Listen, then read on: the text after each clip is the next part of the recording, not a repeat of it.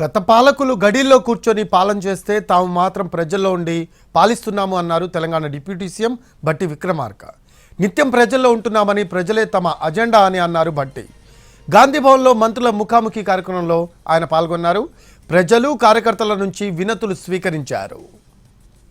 ఈ రాష్ట్రం తెచ్చుకున్నదే నిరుద్యోగ యువతి యువకుల సమస్యల పరిష్కారం కోసం, వారికి ఉద్యోగ అవకాశాలు కల్పించడం కోసం. ఆనాడు కాంగ్రెస్ పార్టీ అధికారంలోకి వచ్చిన వెంటనే మేము రాష్ట్రంలో ఉన్న నిరుద్యోగ యువత యువకులు అందరికీ ఉద్యోగాలు ఇస్తామని, పబ్లిక్ సర్వీస్ కమిషన్ ప్రక్షాళన చేస్తామని చెప్పినట్టుగానే రాగానే పబ్లిక్ సర్వీస్ కమిషన్ని ప్రక్షాళన చేయటమే కాదు, దాదాపు ఇప్పటికే 55,000 ఉద్యోగాలు రిక్రూట్మెంట్కి సంబంధించిన నియామక పత్రాలు కూడా అందించిన విషయం మీకు తెలియదు కాదు.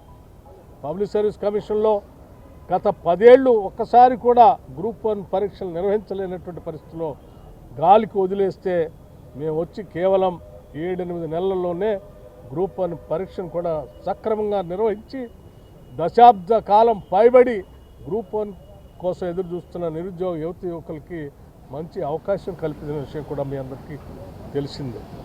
అలాగే పబ్లిక్ సర్వీస్ కమిషన్ క్యాలెండర్ను కూడా ప్రకటించి దానికి అనుగుణంగా ఎన్ని ఇబ్బందులు సృష్టించడం కోసం ఈ ప్రశ్నాపత్రాలు లేకపోతే పరీక్ష నిర్వహించకుండా దాన్ని ఏదో రకంగా తిరకాసు పెట్టి నిరుద్యోగ యువకులకి అవకాశాలు రాకుండా ఉండేటట్టుగా చేయాల్సిన అనేక కుటిల ప్రయత్నాలు ఈ బీఆర్ఎస్ పార్టీ లాంటి వాళ్ళు చేస్తుంటే కూడా వాటిని తట్టుకొని నిలబడి వాటన్నిటిని ఎదిరించి నిరుద్యోగ యువత యువకుల కోసం పరీక్షలు నిర్వహించి ఈరోజు విజయవంతంగా మనం చేస్తున్న విషయం కూడా మీకు తెలిసింది.